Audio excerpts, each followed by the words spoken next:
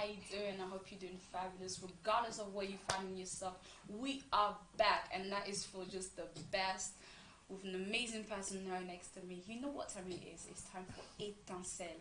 And ETINCELLE is a show that brings you the best of the sparkles, because it's all about sparkle, trying to enlighten someone tonight. So what we want to do is asking you, regardless of where you are, please share as much as you can. We need you to connect, not with your mind, or not just with whatever you, but with everything about you. Please tell a friend to tell a friend that Gracia is live, that ETINCELLE is live right now. We're just gonna give you that short little break for you to do that, and we're coming back so I can introduce this amazing guy right next to me. Stay tuned.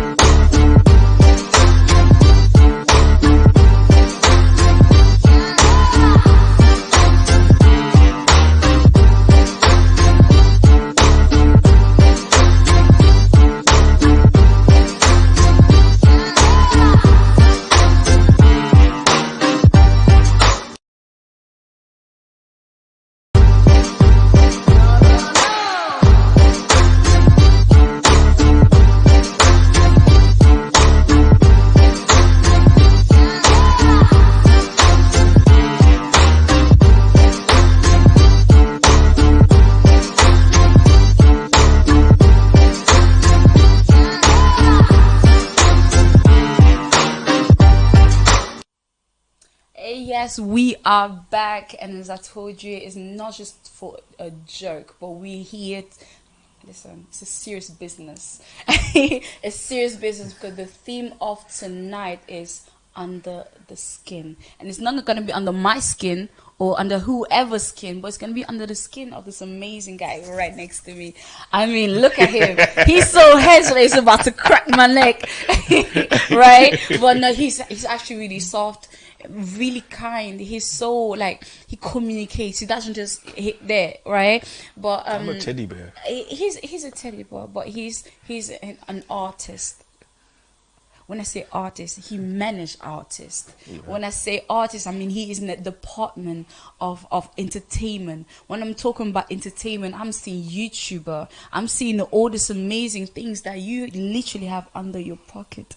I mean, if I have to list it, listen. It's a long thing, but I don't want to say everything because he's right next to me. And I say, hello, Jay. How you doing? How you doing? I'm cool, man. I'm so excited to have you. No, you know, I'm happy that I'm here to see you, because like the way you look. Yeah, how do I look? Like, if I sent you back to Congo or France, you could be like Miss France or Miss Congo or something right now. You know what I mean? Thank you so much. But you know, I had to just step up in your level because you're that high. You know, I'm just a small boy. I like that humbleness, right? He's also humble. So this is what I'm saying, like, introduce yourself a little more, add a little more of what I've already said, in case I forgot or missed out, you know. First about me, my name is called djmagicjay. I'm a radio personality. I'm an award-winning radio personality from North London. You know, as what the man them do, they will do the tea.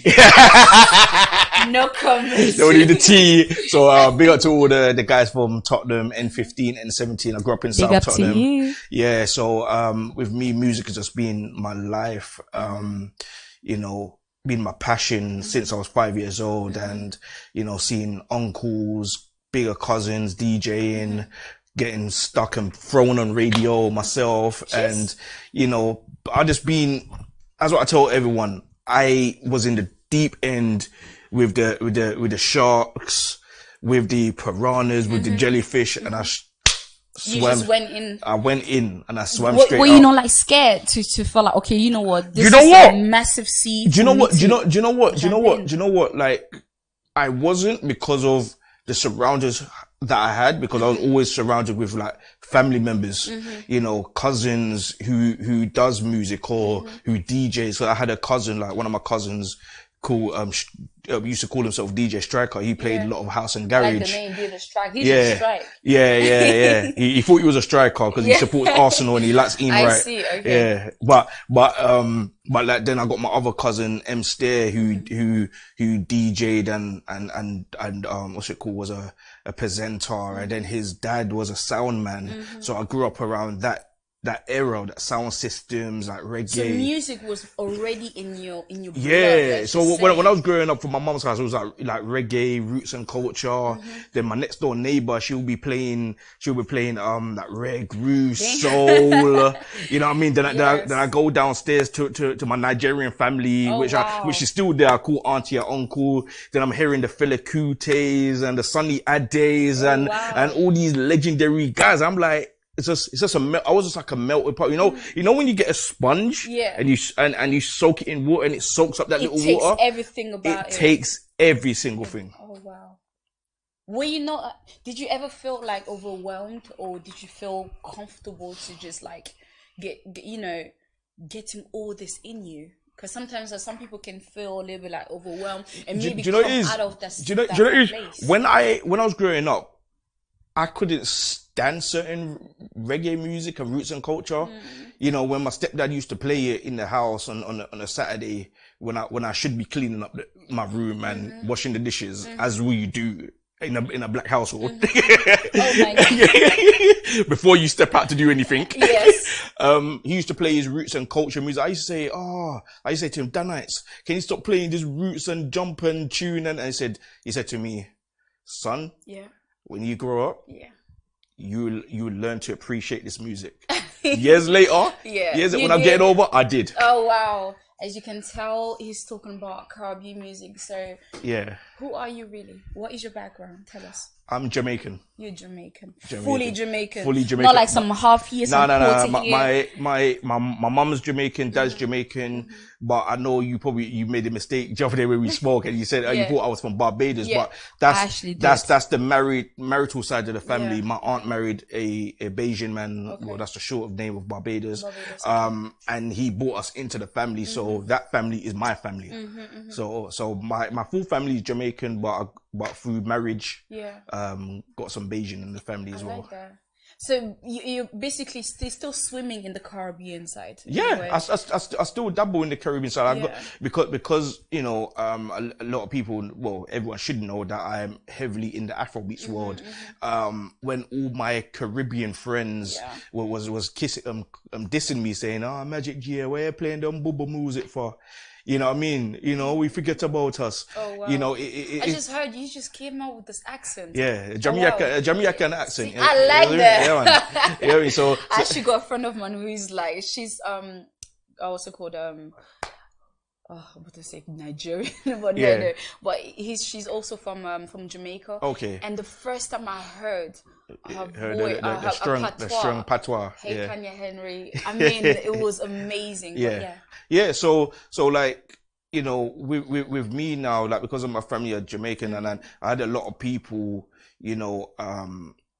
try to put me down that I'm playing African music or hip life, high life, because at the time they didn't understand me, and that rivalry between Jamaicans and Nigerians is well. So for me, it was more of a thing that, I fell in love with this music because it reminded me of hip hop, R&B, dancehall, soul, reggae, and so forth. But at the same time, like, to give back to my Caribbean community, I made a platform called Show Caribbean. I like that. Okay. So that I'll put like commentary, music, fashion, lifestyle, whoever passed away, whatever's going on, whatever island, I would still rooted. So I'm still giving back to my peoples, to my Caribbean peoples. So obviously, as I said, like, I'm still keeping my faith to my love to Jamaica or to the whole of the islands. Because I'm an island boy. I like that. And so at what age would you say, like, you fully understood that, hey, music is really what I like and I'm gonna go for it, basically? When I was about 10 years old, 10 years old. That's quite young. When I was about 19, about 19 years old, it was about 91. About 91, I remember I went to a record store called Zen Records. It's still there, actually. Where is the base? Still there? It's in Broad Lane near Tottenham Hill. Okay. Near Tottenham Hill, and it's a little small record shop called Zen Records. It's right next to a Congolese restaurant called Bongos or something. I think I see what you mean. Right next door to it, if we know the North London, that side. And I went in there and I had the privilege of going to the back room. And when you go to the back room, that's where all the gems are. Ooh. So I was going through and I was a fan of an R&B group called High Five. Right? Yes. Right? And I saw their record and I was like, I'm buying this. And that was the first record I bought. You know what I mean? And then, you know, obviously I just got hooked on, I like the way you kiss me when you're playing the kissing. And I was like, yo, so I was always into R&B and hip hop. So from that, I was like, I'm sealed. Yeah. And then that I was a pest to that shop. So you kept on going. I kept on going back, collecting records. I got so much records that half of them I don't know where they are. So I gave some to my cousin recently. He asked me about the records. I said, go to my mom's house. They're in the cupboard. They're literally there. You can find them there. Take them. That's amazing. And then would you say that this allowed you? I mean, did this took you like to college and university to study music, or did you usually study anything else? Do you know what? Like. It's so crazy that I was working in the College of North East London as a catering assistant or kitchen assistant, and because I had my qualifications, I had on music because of school and what I'd done. You know, when every year universities come to the college, so I was speaking to them, I was showing them my certificates and what I've done, and they said to me, you know, one of the colleges, I think was Goldsmith and Hertfordshire University, said to me, yeah, you can come with those. I nearly went to Hertfordshire University. It's really nice though. Yeah. So I was like, why didn't Leeds pick me or something? Because that's where my family's originally from, Leeds. That's where my mom's from. Yeah. But something said to me, university is not for everyone. So I'm not telling people not to go uni. Go uni, because you never know what you may learn. Exactly, you don't know. But as I said, I like the challenge of being in the deep end. So that's what made me say, nah, like, you know, I don't want to do it for now. And I just kept on doing the, you know, underground pirate radio and just growing in my craft. So basically radio came just, how would I say this? Would you say it's just a part-time thing? Radio, how I got into radio was from my cousin M. Stair. He's got a recording label called Awesome Recordings Elite Studios. He was on a station called SLR Radio, and SLR Radio is more for the elder Caribbean, you know, parents or grandparents. And he had a hip hop show, which we was clashing against the legendary Tim Westwood. Yes. You get what I'm saying? So we was just doing like little pranks, challenges on radio, freestyle, and people was cussing us. But oh my God. Yeah, people was cussing. We allow people to cuss us for joke. And one day his friend was sick, and he said to me, yo, Magic, I'm gonna DJ, you host. I was like, yo, cuz I've never hosted in my life. You see, so this, and imagine this was back in 97. Yeah. So I was like 13 years old. So people can do the math. They know my age now. So yeah, you're gonna have to. Yeah. So I ended up doing it, and I got the buzz, and then he came off the station, and then I went into a sound system called Musical Touch Sound System. So, you know, big up to my good friend Screwface. We grew up together. We lived on the same block, and we practiced DJing together. He won a lifetime. You were 13 at the time? Yeah, 13, 14, about 14. And now he won a lifetime achievement for having his own sound system for over 20 years. Oh so I'm proud of him for doing that, and proud of me being with my cousin helping me, him helping me. Then after I left him, I had to spread my own wings because I just wanted to do my own thing. So I would actually say that, or maybe I can literally just say that it started as a passion, basically. Yeah. So even though it was little here until obviously your cousin say, hey, do this. But it was basically it was passion from listening to music, like listening to the original Yo MTV raps, listening to Rap City, watching all these legendary hip hop from back in the 90s as a kid, and even imitating how they used to dress. Like I used to think that I dressed like Snoop Dogg back in the days with the Converses, with the khaki trousers and the blue shirt. Like I'm a Crip. You know what I'm saying? I'm thinking, what am I doing? You get me? And then going to secondary school and swagging my pants, and the elders like, oh, why are you doing that for? Like, you look like you got doo-doo in your pants. But now they doing it later on. You get what I'm saying? But I was just doing it for culture of music, and because I love the art and craft of music and entertainment. You know what I mean? So that is the reason why I literally done it. You know what I mean? So music is a passion, and it is. I like that. And so I noticed something about you. The first time I saw you, I was like, your hair. I mean, I'm a hairstylist, right? So when it comes to hair, it's just amazing. Apart from being, you know, a presenter of ETINCELLE and Ozana, like I'm a professional hairstylist. So I've been doing hair since I was 6 years old. But your hair looks nice though. I mean, it's beautiful, right? Smooth, yeah. Right. So smooth like butter. So I was like, "Ooh, your hair," and you introduced yourself and so. But today, like, I'm seeing a different image of you, like a different face, and that's because your dreadlocks is gone. Can you tell me a little bit about what made that difference? Like, would you say you're part of I don't know. Are you a Rastafarian? Yeah. Are you not? And yeah. I grew up in the Rasta culture as I was in. My mum and father got me into the highest form of Rasta, because there's different levels of Rasta. Oh wow. So there's Abashanti, there's 12 tribe, and there's Nyabingi, which Nyabingi is the highest form of Rasta there is. So it's just like, say for example, how you dress now. Yeah. This is perfect, but only thing is you have to cover up. It's just it's just like being in Islam. So, but what people don't understand about the Rasta culture is more close to Islam than any other religion. This is interesting. Yeah, and Rasta, right? A lot of people get mistaken. Rasta is not a religion. It's culture. It's way of life. It's way of life, and it's one with nature. Oh wow! I just got something new here. So with me having looks, my mum never forced it onto me. My mum educated me from when I was a kid. So when I grew growing up, and in 2012. On my birthday, on the 15th of July, well, I better get presents this year. Yeah. Better not forget anything of that, guys. Yeah. I was doing a music event that I was running with my cousins, and I was doing a reggae night, and a spirit just hit me and said, you know, Magic Jay, it's your turn to grow your locks. So when I done it, everyone didn't believe me. My mum was like, whatever, you're not going to grow your locks. I done it. And the reasons being why I cut off my locks recently, 10 years down the line, is because for a long time, from when I was a kid, I always suffered from anxiety and depression. Oh wow! So a lot of my family members didn't understand and see that I was suffering from it. They thought that they was like, no, you're okay, you're fine. But I got to the realization of anxiety and depression and mental health. There's some mental health was shown, and there's some mental health is within. Okay. And my father suffers from it, and he suffers from it deep. And from hearing stories how he used to look clean, just like how his son looked clean. He was clean every day. He was looking good.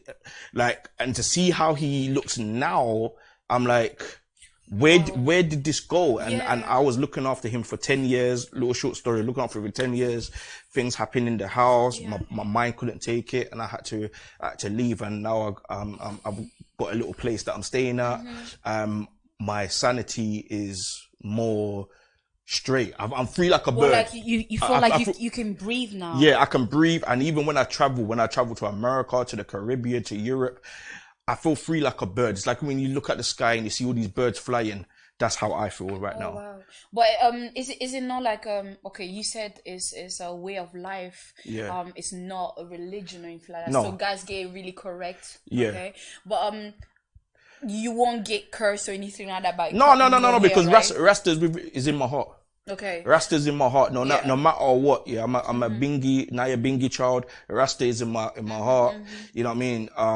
you know, and what a lot of people should know is that obviously Rasta is sort of like Islam because we don't eat the scavengers of the earth, which is prawns and all those stuff. We don't eat the pig because in the Old Testament is said about the evil spirit getting casted over the mountain into the pig. But in the what's it called, the New Testament and King James Testament, it doesn't say all that. It doesn't say all that. So we go by the Old Testament because the Old Testament is the closest testament to the Torah. The Torah is what? The Jewish book. Yes. And the original Israelites, the original Jews was us. Exactly. Oh, I wish Apostle Mylene right here was here right now to listen to this. But this is very interesting, all the things you're telling me. Oh, wow. So you got rid of it and now you feel more I feel more because with the locks, like I felt like I was getting weak. And I know everyone talks about Samson and Delilah and stuff like that, but I don't even really believe in that type of myth because to me anyone could make up a story.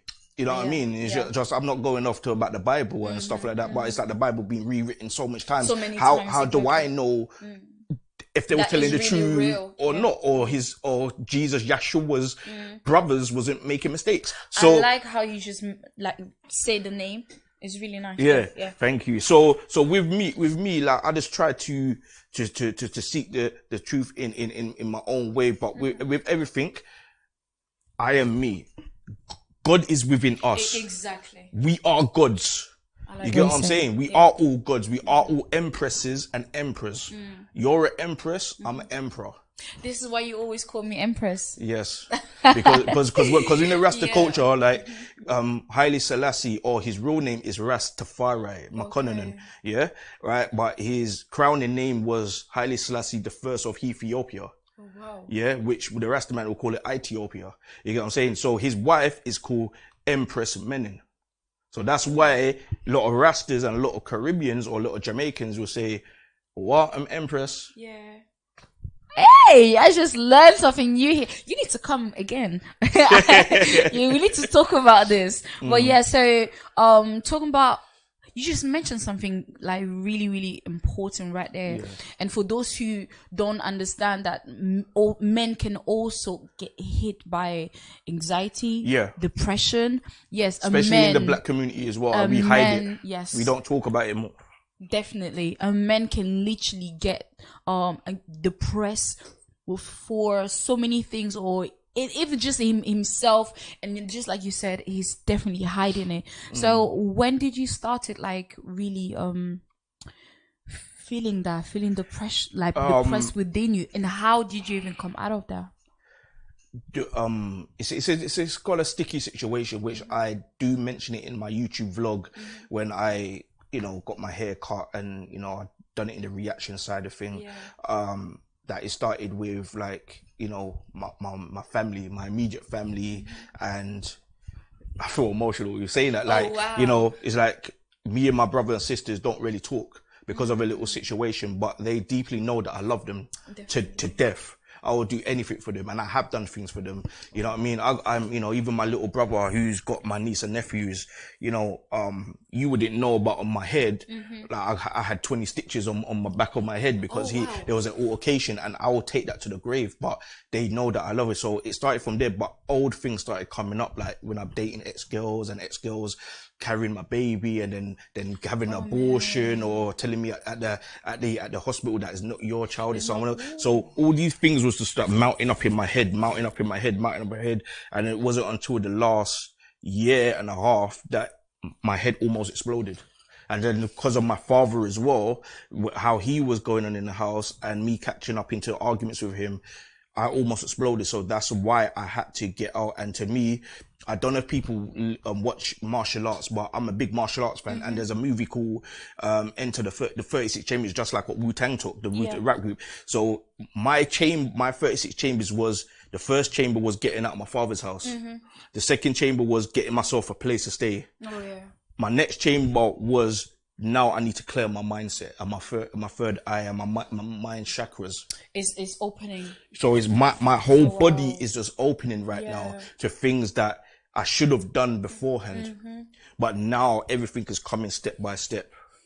Oh my goodness. So yeah, and because I grew up in a Rasta household and we read the Bible, yes, I am Christian. We are Orthodox Christians.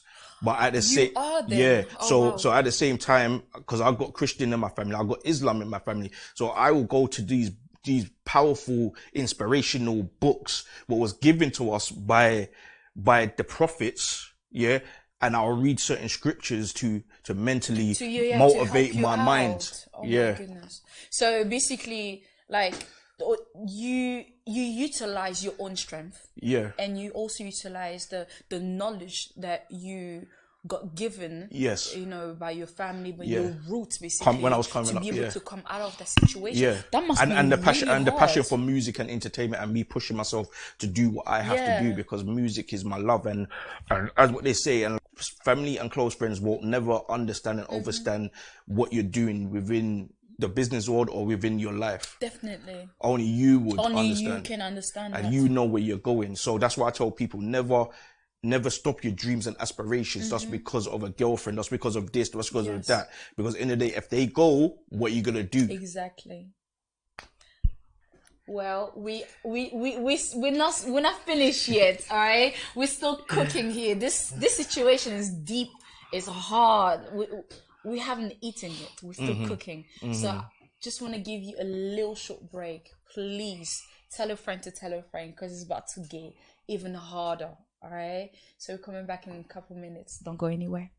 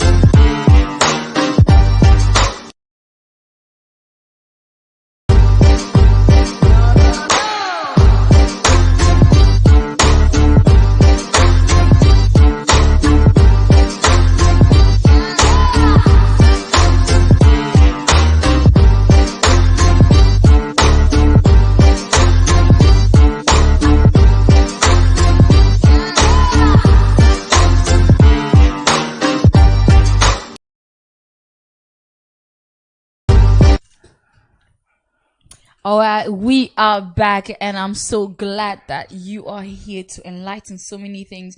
There's a lot of étincelles here, and I've already located one. Yeah. But hey, I'm just gonna ask you that question towards the end. So you were talking about all these amazing things. So we continue on, like, do you think like your dreams and goal to become a DJ? Yeah. Do you think that has literally come true? Or there's so much more when it comes to this? There's more to come. It ain't started yet, because me personally, I ain't reached the pinnacle of my life. And regardless, I see people who surpass me in the industry who just came yesterday and they surpass me. You know, everyone's got their time in it.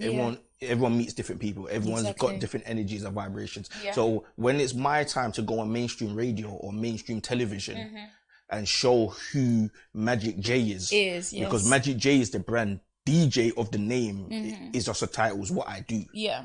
That's what people people forget. Yeah. You know, I keep on telling people as well, like DJ is a profession. Yeah. Magic Jay is the brand. Yeah. You know what I mean? So I have not stopped yet. That's why I got into YouTube vlogs. That's why I do reaction videos. That's why I wear independent clothing. That's, you know, that's why I do all these things. And, you know, even with all the DJing and stuff, I met so much people that, you know, I met a friend of mine who, you know, that we got a sneaker company together now. It's called Love Peace Urbane. Yeah. And the whole shoe. Is the one you're wearing right now. I'm sorry guys, you can't really see it. Yeah, you can't see it. But we're trying to, you know, take a picture and so I throw it in there, throw it in there somewhere. Yeah. Like, well, it's amazing. It's actually really dope. Really I should take them off really, but you know what? Like, I'm gonna take them off and show, because these are the sneakers, by the way, people. Oh wow! You know, these are the sneakers. This is from a company called Love Peace Urbane. Amazing. You know, Nigerian company. Trying to put it a bit close to the camera. Yeah, there you go. You get what I'm saying? So all this is to do with the tree of life, the garden of Eden. What's it called? Behind the back here. This is amazing. That looks like headphones, but it's as similar as the music that we love, but at the same time it's like the trees, the plants. Oh wow! So you're clocking into everything. So this is the green bean, the snake in the garden. This is amazing. This right here is the color of who we are as one race. I like that. You get what I'm saying? And the tears was in the sneaker or the trainers. Yeah, is the devastation was happening. In the garden. In the garden or in the world. Like, so this is amazing. So So, oh wow. So that's what it is. I'm gonna dash it. I'm not gonna put it on. I need a pair of this, guys. I need a pair. Me and you need to talk. Definitely. Yeah. Yeah, but my boy is talking about the snake. Yeah, I mentioned that. The snake. The snake skin. The snake skin. Oh yeah, the snake skin on there to do the, if you don't know the Bible, you know about what the snake done. Snake was a little slivery guy. He's trying to slick in there. Yeah, he's a slick guy. But yeah. I like that. I like what you're showing us, because this is interesting. And I told you, me and you need to talk. I need to get one of them. Don't worry, Sister. For you bringing me on this platform, which is an amazing platform. Yeah. You know, and you're an African sister, you know, I'm going to talk to my team. They should see this. I hope they're watching this right now. Oh, they better be watching but this. But like, you know, I will get them to send me a pair for you. You know, what are you, size 5, 4, I'm 6? 5.5. 5.5? Yeah. Okay, that's cool. That's cool. Remember, people send their clothing or shoes. Size 5.5. 5.5 is my thing. Send us some baseball caps if you want to as well. Yes. If you got short hair now. I'll do that for you. All right, let's continue. And so tell us, like, what is really the negative and positive outcome of being a DJ? The negatives, I'll go with the negatives first, because to me, a negative can turn into a positive. But the negative is, for example, like if you want music and say you got a music and I like your playlist and, you know, I'm trying to say, look, let's swap music and and you're saying, no, my hard drive, and make up excuses. Or for example, when I'm DJing in the club and for example, I'm playing a certain songs and DJs, we find out that DJs are trying to bite your style, or DJs are trying to rush you off because they're coming up next and stuff like that. Or on radio, or say for example, even radio, for example, when you're on radio and you know that you want to produce and compile a professional radio show, and before you and after you, the DJs are so unprofessional. It's like it brings a different aura to who you are. But even the negatives is like, for example, if you're getting booked for a rave and you know to yourself, okay, you told the promoter, I want 11 o'clock, but yet they're sticking you at 4 o'clock in the morning. Whoa. 4 o'clock in the morning. Yeah, for example, that's when people are just ready to leave the club. You get what I'm saying? Like, that's you know, downgrade you. Like, that's like, you know, downgrade. I don't even mind starting the night if that's the case, because I know that I'm getting the early birds who's coming in the club. But the positives is the fact of meeting music artists, promoting their music, because we're already promoters already when we're playing the songs. So we're promoting the music, getting invited to DJ or host in concerts, traveling. Okay. You know what I mean? Because I traveled with my little brother. I call him my younger brother. I call him my little brother, Artist BM. Yeah. You know, people famously known him for, he done Makula Gulu, he done Ibebe, done Don Below, he done Rosalina, done Kanda. You get what I mean? So he's amazing. You get what I'm saying? Yeah. So like he came to me when I was in a rocky stage, and he said to me, bro, I'm taking you to New York with me, and not just once, twice. And, you know, I enjoyed it. The second time we went for our birthday, because his birthday is the 12th of July. I'm on the 15th of July. That's amazing. So we enjoyed ourselves and had fun in America. So it took me to America, to the Caribbean. You know what I mean? It took me all over England. Oh, wow. You know, there is the benefits of it, gathering there is people in the industry who hate on you for no reason. You know what I mean? And I've been through the rift of black cats. Yeah, I've been through it. But with me, I just tried to stay focused. I said, you know what? Like, I'm staying away from negative energy, negative vibration. If you're going to be negative towards me, good luck for you, innit? Yeah. You know, I'm doing what I have to do, and I'll push it forward. If you're not going to do what I'm doing as well to elevate yourself, I'm doing what I'm doing to elevate myself. I like that, and that's the positive vibe and energy that anyone really needs to get into, because at the end of the day, we're always gonna meet them kind of negative energy from people who are really gonna just trying to destroy you, hit on you for no freaking reason. Yes. Right? I just say freaking for real, but they really do. Like, you know, they really do. It's like you just wonder, like, but why you hating on me? Like, you've never met me before, but it's like happens. You still stayed in that. Even the ones who has met you, my mom always says this. Yeah, there's certain people who act like they're your friend in front of your face, but behind the back they don't like you, or they hate you, and they just hate you for no reason, because they just hate you because of what you're doing, how you're pushing yourself, and just maybe because of your energy. You mentioned it earlier, because of your star, and something that you really have that is shining. As soon as you step in the room, they misunderstand or misunderstand who I am. Yeah. Because I'm just a bubbly person. I'm a character. I'm a jokey, geeky, spontaneous, adventurous person. You know what I mean? But at the same time, I'm warm-hearted. I'm loving. I'm caring. I'm sensitive. I'm emotional. You get me? I'm just a teddy bear. You get what I'm saying? That's just me. Yeah. So let's talk about managing artists, because that is also in your description when I'm looking at your CV, right? So. Can you define me what is managing artists? What is it really?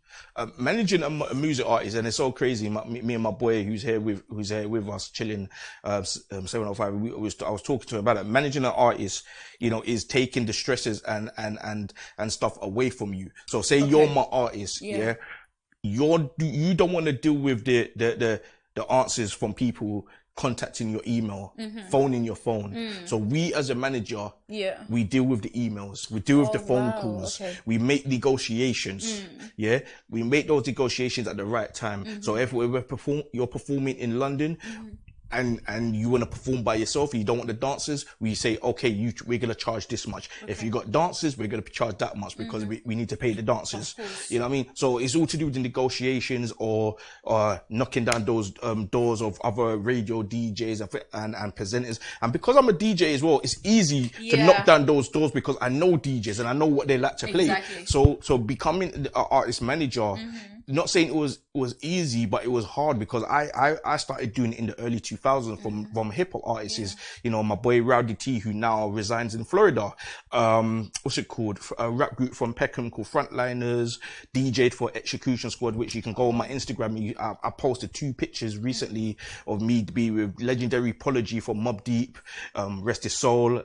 He's gone. Yeah, and DJ Premier as well. And then also, that helped me, the management helped me get into doing artist PR. Oh, wow. So I started doing artist PR, and I started doing artist PR seriously when I linked up with DJ Brantier. Everyone knows that he had a stroke in 2017, and May 7, legendary Nigerian artist May 7. So when we started doing DLA, we started doing all the events, that's when I started getting serious in artist PR, artist management, and it just gravitated. You're just getting all the experience, basically. And always learn from people who's been there before you. Of course, that is the best way. And respect home. You know, don't bite the hand that feeds you. You just said it correctly. Honestly, there's so many people come towards you. It's like they're sweeting here, trying to take here and there. As soon as they're gone, they just do you dirty. As what my stepdad used to say, because he used to eat pork as a child. Yeah. Until he got into the Rasta culture and stuff like that. Pork, the pig, the bacon, the ham is the sweetest tasting animal. But it's the unhealthiest animal. Unhealthy, because there's so many things in it. Yeah. There you go. So end of the day, you don't want those bad toxics in your body or around you. So it's all about just doing the right things. I like that. Doing the right things. Have you always done the right things? No. I've done bad stuff. I done, you know, my bad things, what I used to do, you know, Mandem will be Mandem, innit? Like, you know, but at the same time, I was always smart about it. You know, like, you know, I used to, you know, sell weed, sell harder food.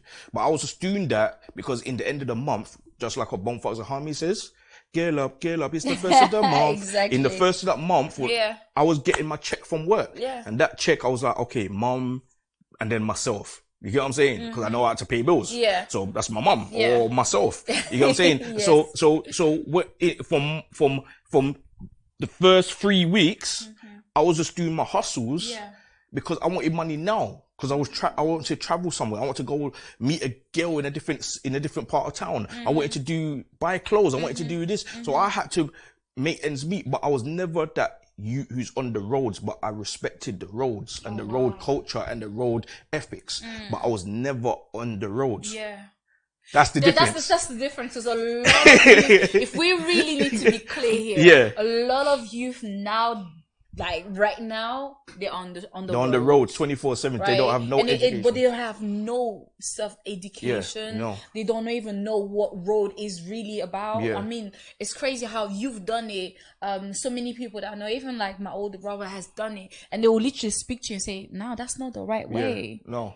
It's not the right way because in the day, some people's got a plan, some people don't.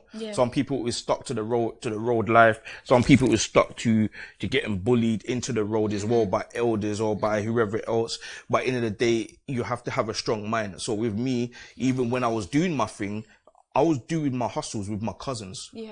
I wasn't doing it with friends.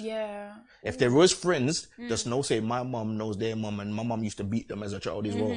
Whereas their mom used to beat me as a child. So that's how we used to do it. Still close family. If we stop talking for a couple of seconds and then we're hugging and kissing again. We're family. You get what I'm saying? But everything I've done when it comes to that type of hustle, with my family, with my cousins. And I think that's the best way. Because when you do it with friends, that's when friends will backstab you. It's like we're not family, we're not blood, so why are we doing this in the first place? There you go. Has this managing artists, and so I mean you just spoke about going to New York and going around and stuff. Amazing cities. Has this ever led you to go to Africa, for example? Do you know what is so crazy? Because as we know, we're living in a crazy time right now, with the whole COVID-19, the pandemic and lockdowns and stuff. Last year, 2020, I was planning on going to Africa. I wanted to go to Nigeria and Ghana, you know what I mean, to explore and stuff like that, you know, because obviously that's where majority of my friends are at. So unfortunately, because of that, I never had an opportunity to. Gathering, everyone's flying out now to Ghana and Nigeria and Congo and wherever. But do you know it is? It's a dream of mine to go over to Africa. Even if it's not even Ghana or Nigeria, even if it's me going to Ethiopia and go to Celestia's home and experience it. Like I'm in the motherland. I'm in the land of all creation. You know it's really amazing. And tell us a little bit, like, because I for example, I've never gone back since I'm here, right? And it's always been really a dream to go back as well, because like my mom is back in Africa and stuff, so I definitely need to go. And so I just wish you for it's the freshness. Think about it this way, like when I went to Barbados in 2019, I stepped out of my uncle's house and like, me and my cousin was walking around, my cousin I went with. I looked at him and I said, bro, I'm thinking something. And he looked at me, he said, what you thinking? I said, if I was a broke man in the Caribbean, I'd be the happiest, richest broke man. He was like, why? Because I'll be living off the vegetations of the earth. Exactly. I can go to the sea, wash. I can climb up a mango tree, get a mango. I can get a jelly coconut, eat that. Go deep sea diving and get fish. Why am I worrying in this concrete jungle? As what Bob Marley says, we're living in a concrete jungle in Great Britain, Europe, America. This is a concrete jungle. But when you go back to the Caribbean, when you go back to Africa, like you got real crops growing outside your door. So it's amazing. So what about, like, tell me about your daily struggles. I mean, when I say daily struggle, I mean you first of all as a DJ, you as a artist manager, you as a YouTuber, you as an award-winning. I mean, right? Like, tell me a little, like, this life, your daily struggle, how it is. Do you know what it is? There's not really no daily struggle because do you know me? I keep it true, as they say. I keep it classy. Real. You get what I'm saying? So when I step out the house, I'm me, innit? If I see people on road and say, yo, Magic Jay, I'll be like, yo, what's going on? You cool? Well, go on. Type of thing. But I'm just keeping it real and I'm just keeping it me. But only thing is what people don't realize, that when you hit that, I've always got told by my stepdad, when you hit that big bad world, you can't be talking to me how you talk to other people. Exactly. But at the same time, have backup plans. You get what I'm saying? So I've always done, I've been doing security for like 3-4 years. So I got my security badge. So when I'm doing Wembley Stadium, when I'm doing all these places, I'm getting people. I remember one time I was doing security and this was just after I interviewed Davido in 2015, and I had a handful of Nigerian guys run up to me. I said, you're Magic Jay. And I said, yeah. You are a superstar. Alpha, you're a superstar. What you doing here now? Oh, wow. What you doing here now? You get, I said, I'm doing security. No, you interviewed Davido. You're a superstar. But I said, am I getting Davido money? If I was getting Davido money, I wouldn't be sitting here or standing here doing security. So that's why I tell people that I like that guy though. So when it comes to the craft of what I'm doing, my daily hustles, those are one of my daily hustles. Is like, you know, thinking to myself, I'm doing a job that is okay, but do I really want to do it? And even my DJ Branty said to me one time, we came back from doing a club night. He said to me, do you want to do a job that you don't enjoy and you're just getting up just to go to a job that you don't want, or do you want to continue with your dreams and aspirations? But I said to him, I want to continue my dreams and aspirations, but I need a backup just in case. Yes. It's important to really have that backup, because just in case, yes, we all dream, we are dreamers. It's good to focus, but just in case that really doesn't happen. If something happens, look at now what we're living in the pandemic. I had to cut down on PR, do my PR stuff. You know, not cut down, but the price wise. I used to charge a certain price. I had to cut it down to suit the artist or the management. You know, security. Haven't been doing security gathering. I could do security, but certain security firms has got their guys already in the Tesco, Sainsbury's, and etc. So I was stuck. So every money that I had, as what they say, what does adults always say? Save us something for our rainy day. You know what I'm saying? And this is the rainy day. This is what we're living in. So we have to save a little money for this rainy day. Whatever you eat, don't eat everything. Keep some for yourself. Not even for yourself, for tomorrow. Look, I'm a big guy, and I'm proud to say I'm a big guy, because I was slim back in the days. I know how it feels. But you know, I know how to stretch my food and my money. And it's so crazy. I learned that from my mumsy. You get what I'm saying? Like, I can go to like 10 different food shops in one day, and like, I know maybe if you was my lady, you probably get peed off. Why are you going to Sainsbury's? Why are you going to Asda? Why are you going to why are you going to the market? You get, because I'm budgeting. So yeah, that's what it is. That actually leads me to this question. Like, so this pandemic, I mean, you know, the whole world just went. It's like it's a slap on the face, because no one really thought of this is gonna. Even though other people say, oh yeah, it was there was some prophecy here and there, but hey, this started last year in UK, March 2019. 19. Yeah, March. And I remember that week. That week, I bought a GoPro on a Tuesday. I went to radio on a Tuesday. By Friday, I got told that, there's no work. Oh wow. Cause I was supposed to go to work. Yeah. I was supposed to go work in the nightclubs.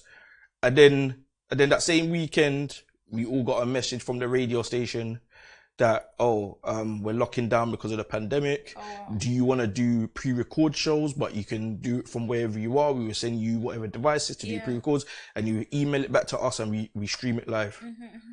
How did you feel? I was stuck because I was like, I'm not doing no pre-records because it's not the same energy. Because I like doing live shows and bringing in guests every week and stuff like that. So I felt stuck for about March just to August, September. I was stuck, and then when everything started opening back, I done what I had to do. That's amazing. And so you surviving till now, like, would you say is based by grace? By grace. By the Almighty. Almighty, like, you have to praise Father God, even if you're not righteous in any way, you know, there is some sort of Almighty. Definitely.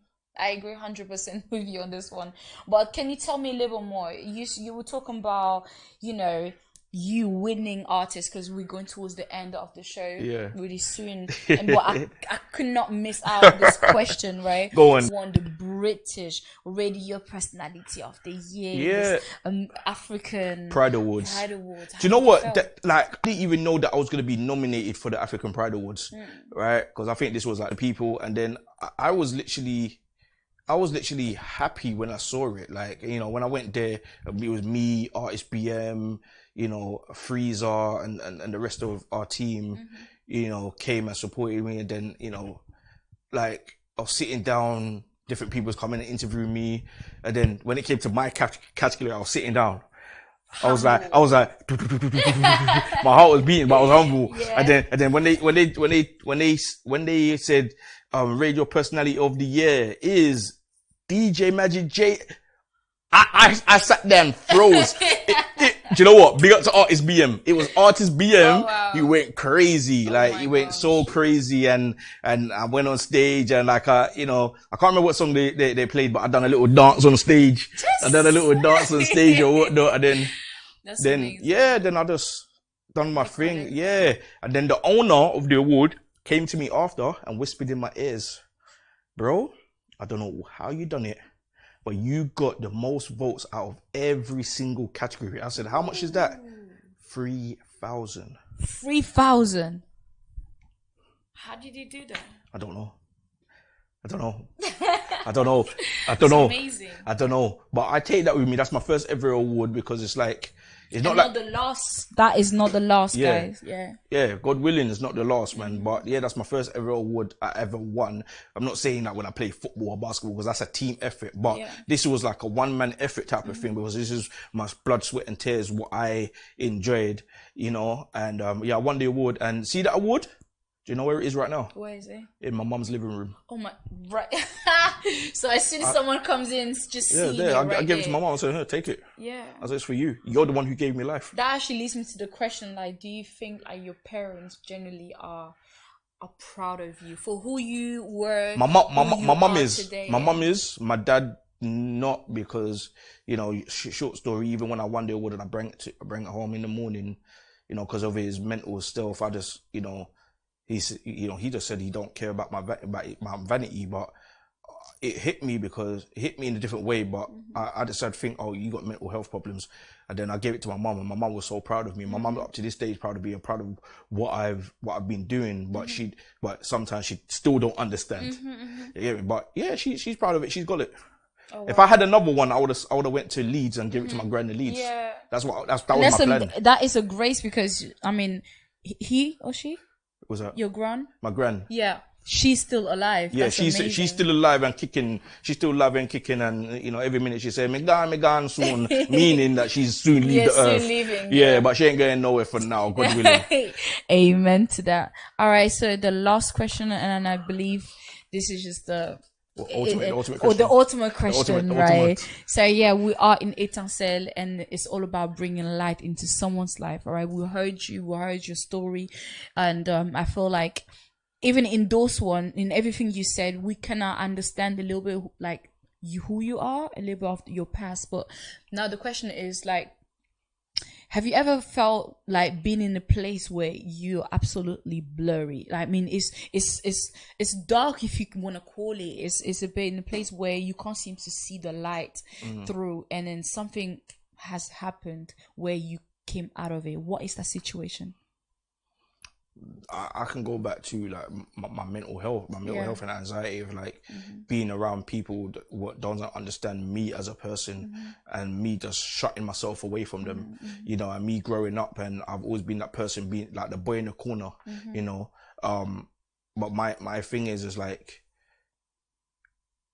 when I shut myself away, I didn't know that I had my own anxieties, I had my own depressions.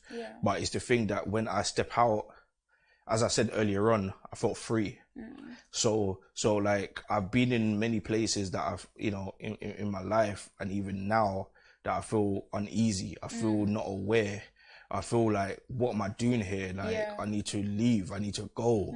You know what I'm saying? But I just have to I just think positive thoughts and think about, what would Yeshua do? What would Jesus do? What would Prophet Muhammad do? In your place. You get what I'm saying? So I just think about the positives instead of the negatives.